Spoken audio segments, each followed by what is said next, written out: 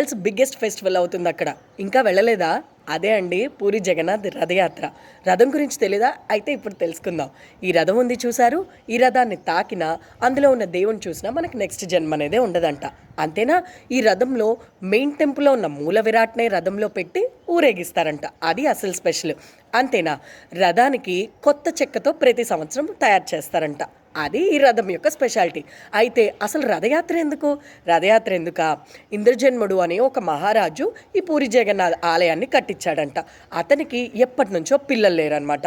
వాళ్ళ ఆవిడ బాధపడుతూ ఉంటే పూరి జగన్నాథుడు ఏమంటాడంటే, నా చెల్లి సుభద్ర, మా అన్నయ్య బలరాముడు, మేము ముగ్గురం కలిసి సంవత్సరానికి వారం రోజుల పాటు మీ ఇంట్లో ఉండి స్పెండ్ చేసి వెళ్తామంటాడంట.